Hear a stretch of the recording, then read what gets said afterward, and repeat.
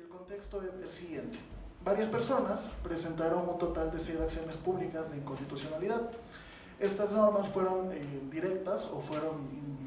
presentadas de forma directa al Acuerdo Ministerial 179, que en ese entonces contenía el reglamento del uso progresivo, racional y diferenciado de la fuerza por parte de los miembros de las Fuerzas Armadas. Y hay que también dejar claro que al mismo tiempo, dentro de las acciones públicas de inconstitucionalidad, se demandó por conexidad los artículos contiguo al 11, numerado, y 35 de la Ley de Seguridad Pública y del Estado. En consecuencia, para la Corte, lo que hizo, una vez que también convocó audiencia y fue escuchada las diferentes partes procesales, pues entendió de alguna u otra manera los principales argumentos que recogían las demandas, teniendo como base tal vez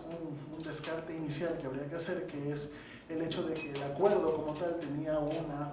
regulación directa sobre el rol complementario que tenían las Fuerzas Armadas a la Policía Nacional, sin perjuicio de dejar de lado los roles esenciales que son parte de la Policía Nacional al momento de usar de manera progresiva la fuerza. ¿Cuáles eran los argumentos esenciales que se presentaron en las acciones públicas de inconstitucionalidad? Pues los principales eran el hecho de que el acuerdo no es compatible con las disposiciones que reconocen el principio de reserva legal. Esto ubicado, contemplado en los artículos 132 y 133 de la Constitución de la República. ¿Esto por qué? Porque decían que este acuerdo regulaba y limitaba el ejercicio de los derechos constitucionales a la vida y a la integridad personal. Es decir, dado que había normas específicas que tenían una relación directa sobre estos conceptos tan absolutos y delicados como es la vida e integridad personal, los accionantes deducían que esto no debía ser regulado por un acuerdo, sino que debía ser regulado por leyes orgánicas. De la misma manera, los argumentos estaban centrados en determinar que este acuerdo contravenía el principio de legalidad y la norma constitucional referente a las atribuciones de los ministros de Estado, prescrito en los artículos 154 y 226 de la Constitución de la República. ¿Por qué? Porque parte de la argumentación central de las acciones públicas de inconstitucionalidad presentadas tenían como eje el cuestionamiento de si dentro de las atribuciones que el ministro de Defensa en ese entonces tiene para poder ejercer o poder aplicar o poder lograr que las políticas públicas o tal vez las políticas del rector de la cartera de Estado se puedan concretar. La duda era si a través de un acuerdo expedido por el ministro se podría regular este tipo de temas relacionados con vida, integridad y sobre todo por la forma en la que los policías y fuerzas armadas pues iban a aplicar armas. De la misma forma, otro argumento era que el uso de la fuerza letal no está reconocido por la Constitución ni las leyes, y este es un argumento bastante central, puesto que se replicó a lo largo de audiencia y a lo largo de diferentes amicus que fueron presentados en la causa, y tenía como base esto, el hecho de que para los accionantes el uso de armas letales por parte de las Fuerzas Armadas y tanto Policía Nacional era un tema que no podía ser regulado a través de un acuerdo, y también se impugnaba mucho o se cuestionaba mucho el hecho de que bajo contexto de protesta social las Fuerzas Armadas no podían hacer uso de las armas que eran en dotación para ellos, dado que había a su criterio había un desequilibrio respecto a qué tipo de armas iban a usar. ¿Por qué? Porque generalmente el armamento con el que cuentan las Fuerzas Armadas pues no es el mismo que el armamento que tiene la Policía Nacional y responde a otro tipo de contexto como puede ser guerra. Entonces la preocupación era de vamos a utilizar armas que de alguna otra manera no son creadas para poder disuadir, sino más bien para repeler al enemigo, que es como ellos lo manejan. Finalmente, el argumento también que se planteó era que el acuerdo respecto al que estamos analizando no era compatible con la norma que regula el funcionamiento de las Fuerzas Armadas y la Policía Nacional, específicamente el artículo 158 de la Constitución, que establece cada uno de los roles que tienen tantas Fuerzas Armadas y Policía Nacional respecto a qué debían controlar, dado que los argumentos de los accionantes decían que Fuerzas Armadas tiene un rol más de control ante alguna situación de guerra o conflicto armado, mientras que la Policía Nacional tiene un control mucho más directo respecto a la seguridad de la ciudadanía.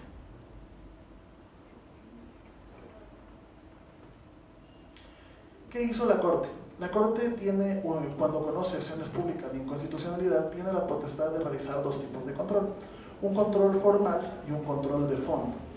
Es importante tal vez recalcar que el control formal tiene que ver con la manera en la que fue creado el acto que se impugnó. Esto tiene relación con los principios de reserva legal, con los principios de unidad de materia, y prácticamente con la estructura en la que se creó, se concibió el acto, acuerdo, ley o lo que fuera que se impugnó a través de esta acción pública de inconstitucionalidad. Lo que sí tal vez hay que tener claro es que la propia Ley Orgánica de Garantías Jurisdiccionales establece un término en el cual se puede presentar una acción de inconstitucionalidad solo por la forma, y este es de 1 año. Entonces, como en este caso la acción se presentó dentro del tiempo correspondiente, la Corte tenía la posibilidad de poder realizar este control de forma. No obstante, siempre se puede presentar en cualquier momento una acción que vaya por el fondo cuando ya estamos determinando que el acto impugnado ya contraviene directamente derechos específicos de la Constitución. En consecuencia, lo que hace la Corte al analizar el caso es iniciar por responder cada uno de los cargos presentados por los accionantes respecto a la forma en cómo se creó este acuerdo. Y para esto inicia el problema a través de la presentación de un problema jurídico que era el siguiente. El acuerdo ministerial era inconstitucional por la forma al contravenir el principio de reserva de ley previsto en el artículo 132 y 133 numerales 1 y 2 de la Constitución. Y en este mismo problema analiza si las competencias de los ministros, de conformidad con el artículo 154, permitían la adopción de este tipo de acuerdos. Para esto inicia con el estudio de la reserva legal y establece que todas las normas constitucionales establecen los tipos de leyes que deben ser regulados a través de ley, pero también distingue cuáles son o qué aspectos deben ser postulados o regulados a través de leyes orgánicas. En ese sentido, para poder analizar qué tipo de ley era la que tenía que contener este acuerdo, se analizaron 2 puntos respecto a la regulación de derechos y garantías y la reserva de ley también en la regulación de la organización y funcionamiento de las instituciones creadas por la Constitución, esto es, Policía y Fuerza Armada. Respecto a la regulación de derechos y garantías, la Corte hace un análisis a la luz de los instrumentos internacionales con base a lo que conocemos como el bloque de constitucionalidad, dado que todo el andamiaje relacionado con lo que es el uso progresivo de la fuerza pues, ha sido ampliamente desarrollado por el Corpus Juris del Derecho Internacional de los Derechos Humanos y también en gran parte por el Derecho Internacional Humanitario. ¿Qué concluye la Corte al momento en que analiza esta situación específica respecto a derechos y garantías regulados en el acuerdo? Concluye lo siguiente, que este acuerdo tiene un número de disposiciones que tienen una relación con el derecho a la vida y a la integridad personal. Y al momento en que establece que existe una situación regulada respecto al derecho a la vida, tiene que estar protegido a través de una ley con suficiente precisión para evitar interpretaciones extensivas. Además, que se debe incorporar la obligación concerniente a que nadie puede ser privado de la vida de forma arbitraria. Por consecuencia, la regulación del uso de la fuerza, y más aún de armas de fuego, busca tanto la protección de los derechos de las personas como de los agentes encargados de hacer cumplir la ley, y en situaciones en las que se va a alterar el orden público o se afecten derechos de otras personas. Entonces, primera conclusión es que el acuerdo regulaba materias relacionadas con derecho a la vida y derecho a la integridad personal. En consecuencia, esto tenía que ser precisado de una manera lo más taxativa posible, sin perjuicio de recordar que el concepto de vida no es absoluto, pero determinar también que esto tenía que ser regulado a través de una ley específica y no de un acuerdo, y específicamente a través de una ley orgánica. Respecto al segundo punto sobre el funcionamiento de instituciones creadas por la Constitución, la Corte analizó que la regulación prevista en el acuerdo contenía, regulaba y establecía principios del uso de la fuerza, mediante los cuales se faculta a los agentes de las Fuerzas Armadas a ejercer el uso de la fuerza en circunstancias establecidas por la propia Constitución. De la misma manera teníamos unos niveles en los cuales las Fuerzas Armadas podían actuar de manera complementaria y podían ejercer esta atribución. Por lo que al final la Corte encontró que bajo la alegación del contenido en el acuerdo transgredía el principio de reserva de ley orgánica contenido en el artículo 133, numeral 1. Es decir, o al momento en que analizó tanto el contenido del acuerdo y la forma en la que fue creado, estableció que evidentemente era un tema que debía ser regulado por una ley orgánica y no por un acuerdo ministerial. Al mismo punto teníamos que responder, o la Corte tenía que responder sobre la alegación presentada por los accionantes respecto a si el ministro de Defensa en ese entonces era competente o no para poder expedir este tipo de acuerdos. Y la Corte concluyó lo siguiente: analizó el contenido del artículo 226, que establece cuáles son las potestades estatales que tienen los ministros y cuáles son las potestades que tienen al momento de ejercer su competencia para representar al electo rector que representan, vale la redundancia. pero al mismo tiempo analizó cuál fue el argumento de descargo presentado tanto en informes como en la propia audiencia por el representante del ministro de Defensa. Y él justificó su competencia en una ley, que es la Ley Orgánica de Defensa Nacional, específicamente en el artículo 10, literal A, donde establecía que el Ministerio de Defensa está facultado para expedir normas, acuerdos, reglamentos internos, pero hizo un énfasis en el hecho de que también podía expedir reglamentos de aplicación de facultades, atribuciones o competencias de las tres ramas de las Fuerzas Armadas, así como reglamentos internos para la gestión de cada una de las fuerzas. Entonces él decía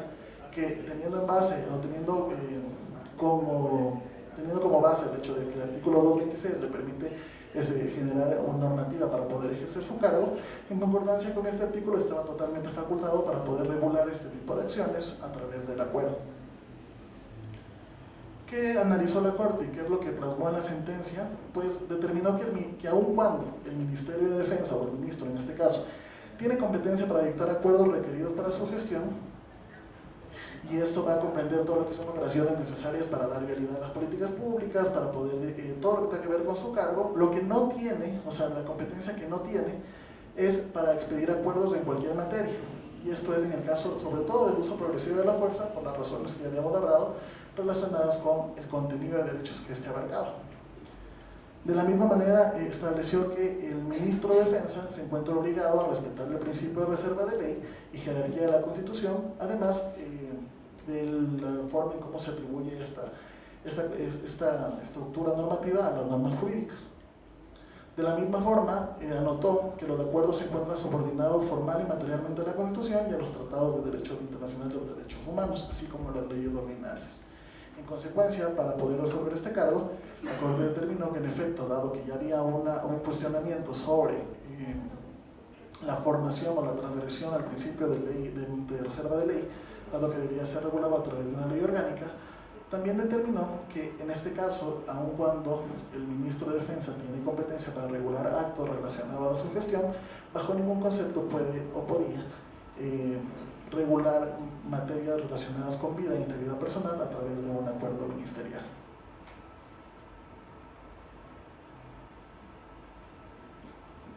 De acuerdo. La Corte también tenía que responder a los argumentos presentados por conexidad respecto a normas de la Ley de Seguridad Pública del Estado. Y aun cuando ya evidenció a prima facie que había una presunta inconstitucionalidad por la forma, es decir, por la manera en la que fue creado el acuerdo, respondió o analizó los artículos impugnados de la siguiente forma. El artículo contiguo al numeral 11 establecía la complementariedad de las Fuerzas Armadas de la Policía Nacional. Y vale la pena detenernos y leer cuál era el texto demandado en su totalidad para poder entender las razones por las que la Corte toma una decisión bastante importante, y es la siguiente. Este artículo establecía que con el fin de precautelar la protección interna, el mantenimiento y control del orden público y la seguridad ciudadana, las Fuerzas Armadas podrán apoyar de forma complementaria las operaciones que en esta materia competen a la Policía Nacional. Para tal efecto, los y las ministras responsables de la Defensa Nacional y del Interior coordinarán la oportunidad y nivel de la intervención de las fuerzas bajo su mando, estableciendo las directivas y protocolos necesarios. Es importante establecer o delimitar un poco el análisis de la Corte en el sentido de que para la Corte Constitucional simplemente puede actuar de forma complementaria a las Fuerzas Armadas cuando exista un decreto de estado de excepción legalmente expedido por el presidente de la República. Teniendo como base eso, la Corte analizó que el rol de la Policía Nacional y el rol de las Fuerzas Armadas son totalmente distintos y están determinados en los artículos 165 y 158 específicamente de la Constitución. Ahí se establece que las Fuerzas Armadas pueden apoyar de forma complementaria a la Policía Nacional siempre y cuando exista un estado de excepción. En este sentido, dado que por mandato constitucional las operaciones efectuadas por las Fuerzas Armadas por fuera de su rol ordinario siempre deben realizarse dentro de un estado de excepción, en estricto apego a la ley y bajo las órdenes de la autoridad civil competente. ¿Y quién es la autoridad civil competente en este caso? Es el presidente o presidente de la República. Pues el único caso en el que la Constitución autoriza su actuación respecto al mantenimiento del orden público y seguridad ciudadana es cuando exista esta declaración. Y en esto la Corte es muy enfática, y desde aquí van a poder ver al momento en que leen la sentencia que la Corte es muy repetitiva en el hecho de que la actuación complementaria de las Fuerzas Armadas solo va a poder ser aceptada cuando exista una declaratoria de estado de excepción. De todo lo expuesto, también analiza que el artículo impugnado excede lo previsto en los artículos 158 y 165 de la Constitución, puesto que la intervención de las Fuerzas Armadas en el mantenimiento del orden público y seguridad ciudadana es expresamente subordinada al mandato del presidente o presidente de la República, como única autoridad competente para disponer su participación y determinar la oportunidad y nivel de intervención. Todo esto durante un estado de excepción, por lo que este primer inciso del artículo es contrario a los artículos 158 y 165 de la Constitución. En consecuencia, ¿qué sucedió? La Corte decidió que este primer inciso del artículo era inconstitucional, por contraer las normas antes dichas.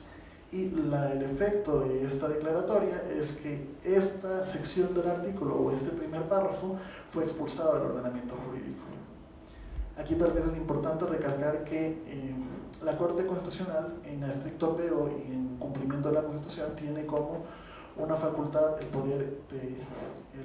sacar normas del ordenamiento jurídico o expulsarlas, pero esto siempre va a ser de última ratio. ¿Por qué? Porque se establece de alguna u otra manera que bajo el principio de derecho de seguridad jurídica no deberían, o sea, el expulsar el acto final, más no debe ser el acto general.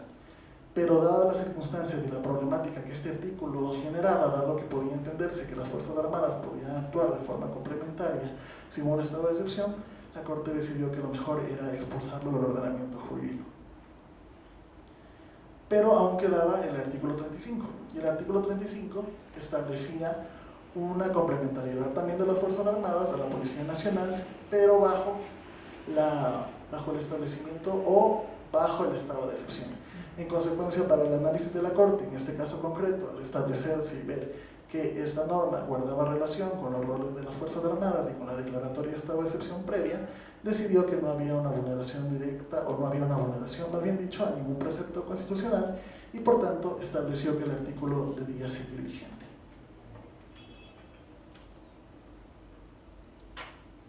De acuerdo. Aun cuando la Corte ya estableció que el acuerdo era inconstitucionalidad o tenía un vicio de inconstitucionalidad por la forma,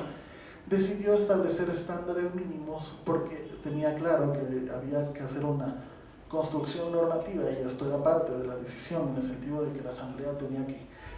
elaborar un proyecto de ley, y determinó cuáles deberían ser los estándares mínimos que debían contemplarse en esa ley sobre el uso progresivo de la fuerza. En consecuencia, determinó que de alguna u otra forma, al existir vulneraciones o al existir circunstancias que podrían afectar derechos relacionados con vida e integridad personal, lo mínimo que debería tener una ley que desarrolle este tema era lo siguiente. Sobre el uso progresivo de la fuerza y los principios aplicables, estos están desarrollados desde el párrafo 114 y 120 de la sentencia, pero estableció específicamente que el Estado, como titular de monopolio de la fuerza, en su tarea de garantizar la protección de las personas, puede recurrir al uso de la fuerza de forma excepcional. Es decir, reconoce que el Estado, para poder controlar ciertas situaciones que salen de su control, puede recurrir al uso progresivo de la fuerza, y esto ha sido reiterado por la Corte en varias ocasiones, es decir, desde varios dictámenes, en el cual ya comenzó a establecer y puntualizar cómo debería ser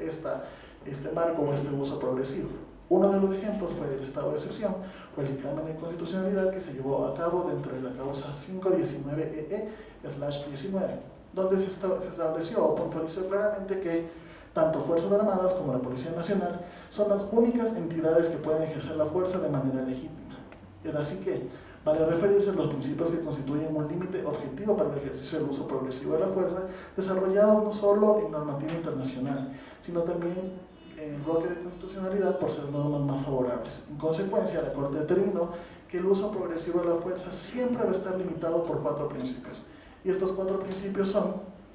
el de legalidad, que tiene relación directa con los artículos 184, 132 y 133 de la Constitución;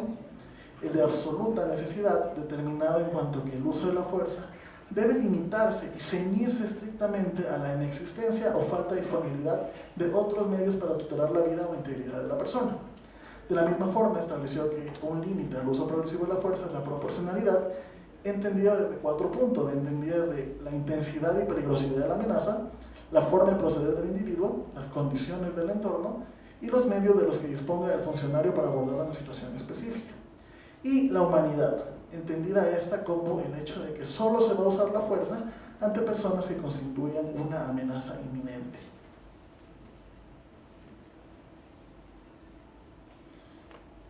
Luego también de analizar todos los argumentos, pronunciamientos, opiniones consultivas y sentencias del Sistema Interamericano de Derechos Humanos y demás, la Corte creyó necesario que era prudente, más bien dicho, determinar qué se entiende por uso progresivo de la fuerza, y determinó en el párrafo 120 que el uso de la fuerza es la respuesta excepcional, de última ratio siempre, que pueden dar los agentes de la Policía Nacional y complementariamente los de las Fuerzas Armadas frente a la inexistencia o falta de disponibilidad de otros medios para tutelar la vida, integridad de su persona o de terceros, para lo cual pueden activar mecanismos graduales de fuerza con el único fin de frenar y contrarrestar estas conductas, teniendo como límites la legalidad, la proporcionalidad, la absoluta necesidad y la humanidad. De igual manera, y siguiendo con el análisis, la Corte creyó prudente hacer un análisis respecto al uso progresivo de la fuerza y la protesta social.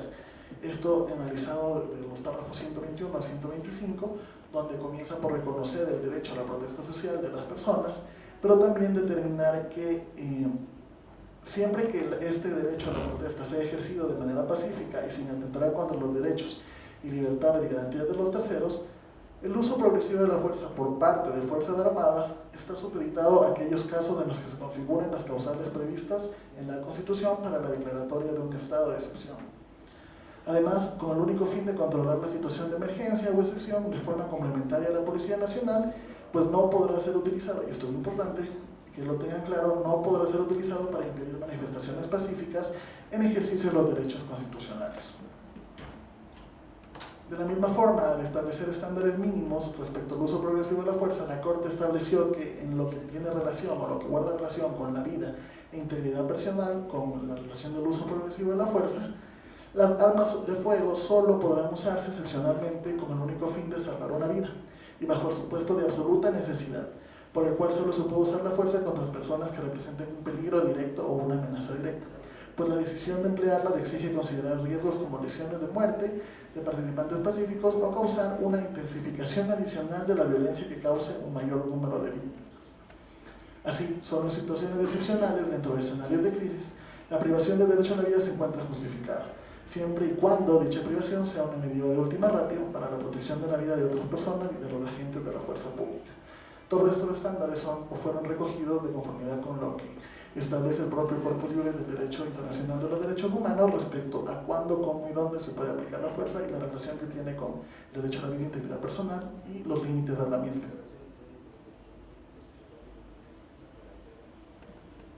Respecto a este tema, también la Corte fue enfática en establecer que se debe respetar el derecho a la integridad personal de todos y todas.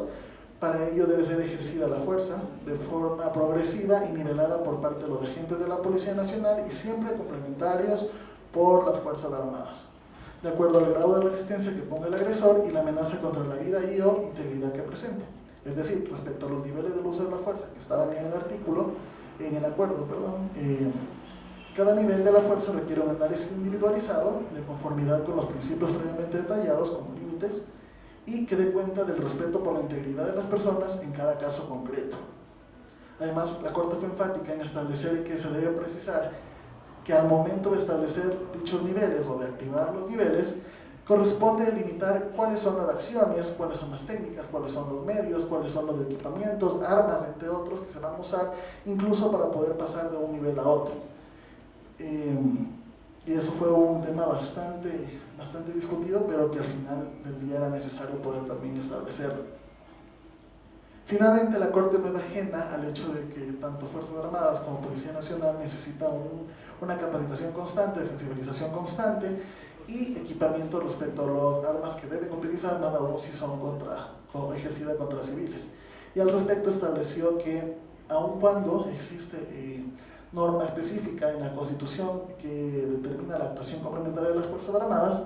era necesario para el ejercicio del rol específico que Fuerzas Armadas cuente con un equipamiento necesario y apropiado para poder ejercer sus funciones. dado que la institución no puede utilizar el armamento con el que cuenta para defender la soberanía del Estado, lo que hablábamos hace un momento anterior relacionado con el armamento de preparación para guerra y que no puede ser utilizado contra la sociedad civil en tareas complementarias frente a civiles. En consecuencia, va a corresponder a la coordinación con la Policía Nacional cuáles son los mecanismos que debe utilizar el personal de Fuerzas Armadas y dotar el equipamiento necesario y que corresponda realmente a las realidades que se presentan. Finalmente, ¿qué decidió la Corte? Pues declarar la inconstitucionalidad por la forma del acuerdo en su totalidad, declarar la inconstitucionalidad por el fondo y en consecuencia expulsar del ordenamiento jurídico el primer párrafo del artículo contiguo al 11 de la Ley de Seguridad Pública y del Estado, y también no está aquí porque era una atribución o una medida de cumplimiento que se realizó a la Asamblea Nacional, era el hecho de que el contenido íntegro de la sentencia, más los estándares de derechos humanos en relación a este tema, pues sean aplicados, sean analizados, sean debatidos en el proyecto de ley de uso legítimo de la fuerza, a más de también ordenar un debate sumamente amplio para poder adoptar este tipo de decisiones. Y con eso pues les agradezco por el tiempo y más bien quedo atento a cada una de sus preguntas, de ser el caso, y muchas gracias una vez más.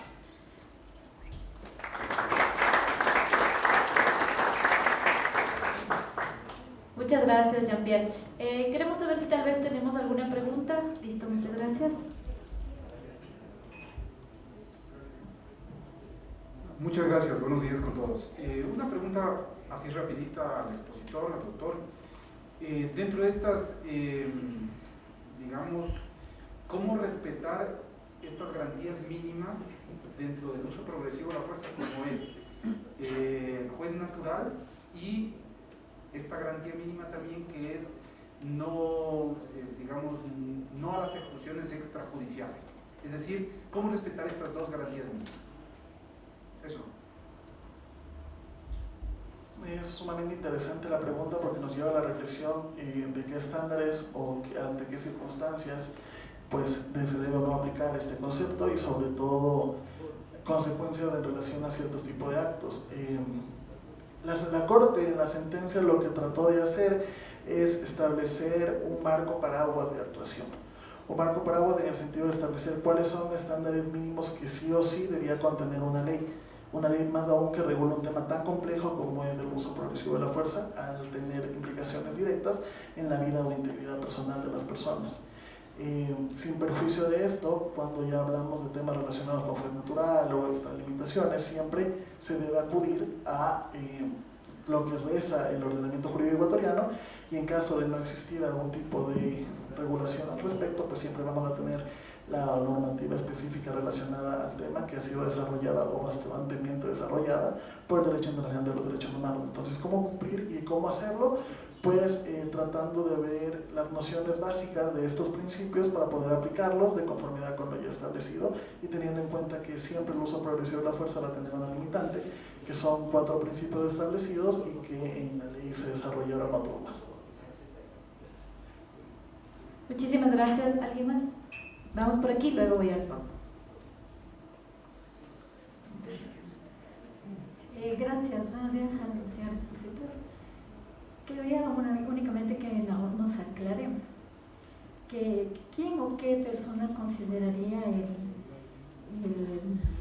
hecho de alteración del orden público como para que se pueda aplicar el uso progresivo de la fuerza. Ok, al momento en que las demandas de acción pública de inconstitucionalidad fueron presentadas, los accionantes determinaban que la alteración al orden público podía ser desde una protesta social hasta un hecho que ya se ha configurado como un delito en materia penal. Sin embargo, al momento en que la Corte resolvió este caso, determinó o no estableció, por así decirlo, una definición concreta de qué se entiende por alteración al orden público, pero sí dejó claro los supuestos en los cuales se podría decir que el uso progresivo de la fuerza va a poder ser aplicado en relación al hecho de cuando existe una amenaza directa a situaciones relacionadas con vida, integridad personal, pero no solo delimitado al ámbito de protesta social, sino también a todo el aspecto. No obstante, el tema específico de definición de externo, de motivador y demás, pues era algo que tenía que reglamentarlo la ley, y creo que lo está haciendo en el proyecto que tenemos en la actualidad.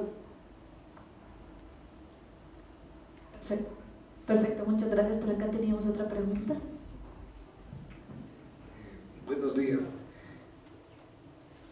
La Corte en su resolución más o menos trata de limitar o aclarar la participación y el uso progresivo de la fuerza. Es decir, cuando la actuación de las Fuerzas Armadas lo deja con claridad cuáles son los limitantes por el tipo de armas que tiene y todo, ¿cierto? Pero también con esta ley de uso progresivo de la fuerza en el entorno, no solamente político, sino en los medios de comunicación y desde las Fuerzas Armadas, sobre todo de la Policía Nacional, lo que se viene es pidiendo o exigiendo una mayor amplitud de uso de la fuerza progresiva. Es decir, quienes están a cargo del control manifiestan, y así lo han dicho públicamente, que no tienen una garantía de su participación y de su utilización de la fuerza progresiva, ¿no es cierto? Entonces, yo le veo ahí una contradicción entre la resolución de la Corte y lo que ahora con la nueva ley se pretende garantizar. Muchas gracias. De acuerdo, a ver. El pronunciamiento de la Corte es un pronunciamiento inicial y en abstracto, porque lo que hace es analizar el acuerdo respecto al contenido en cuanto a si podía regular este tipo de situaciones a través de un acuerdo, y luego establecer parámetros que quieran o no una ley mínima tenía que contener. En consecuencia, lo que hace en un primer momento el pronunciamiento de la Corte y la sentencia en específico, pues delimitar un poco la cancha, establecer cuáles son los contenidos mínimos que una ley que tenga un tema tan delicado como el uso progresivo de la fuerza debía contener con base a lo que establece el ordenamiento jurídico ecuatoriano y los instrumentos de derecho internacional de los derechos humanos. No obstante, lo que también fue claro, y es algo que queda muy también claro de la redacción de la propia sentencia, es que lo que correspondía o lo que sucedía, porque en ese entonces la ley estaba en proceso de elaboración, de iniciativa y demás, de debate legislativo, pues era desarrollar este tipo de debate de allá, establecer cuáles eran las necesidades propias, tomando en cuenta un parámetro general que era la sentencia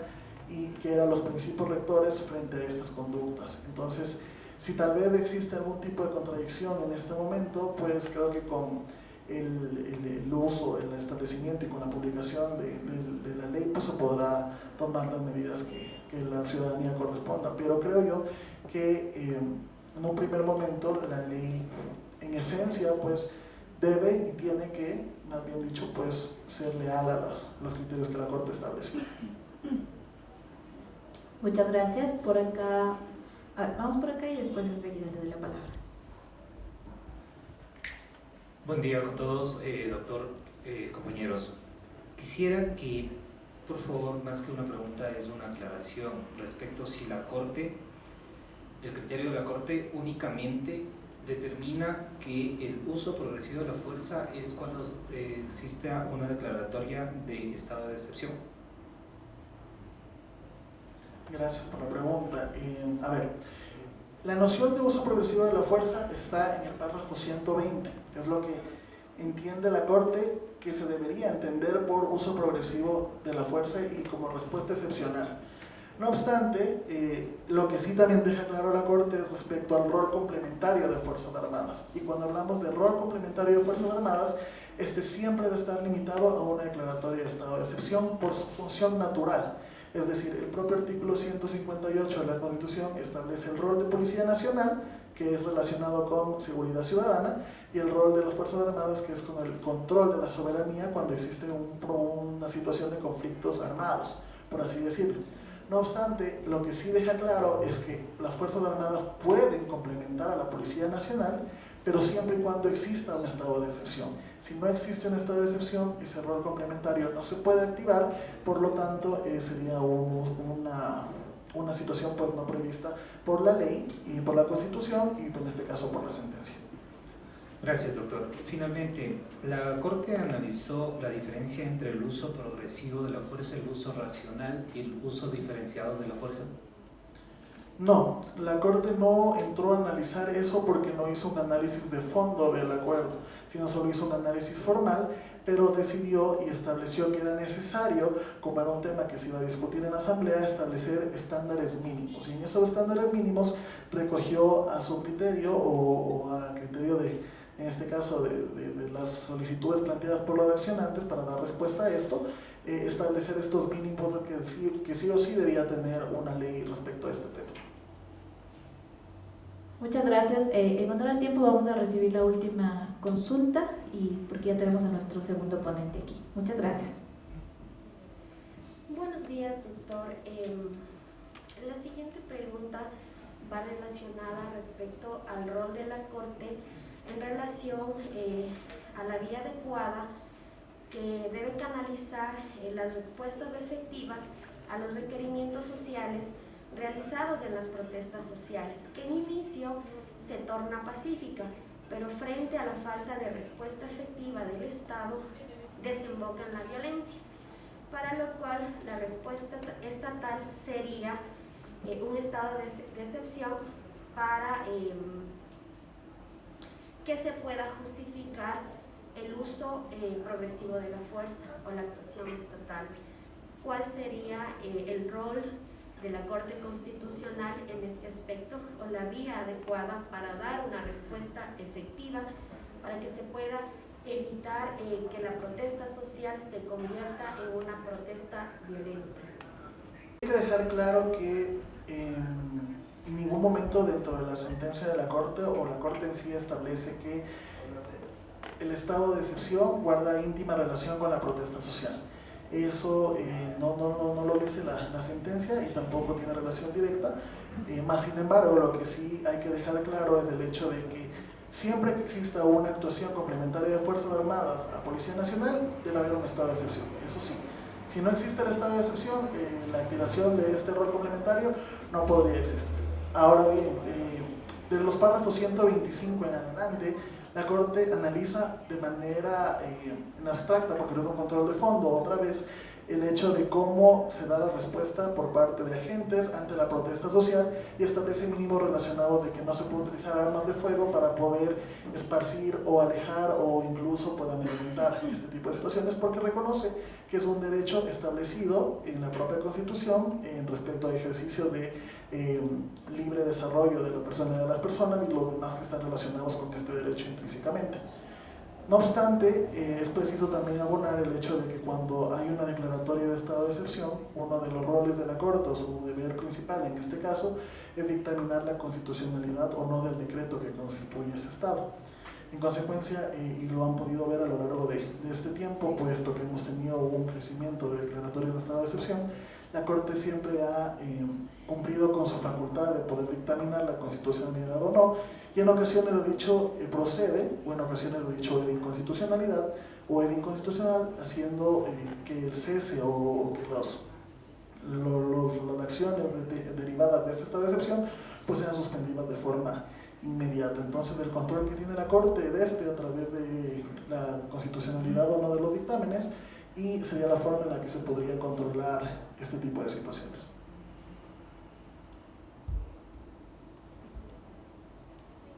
Muchísimas gracias, Jean-Pierre. Le damos por favor un fuerte aplauso por su intervención.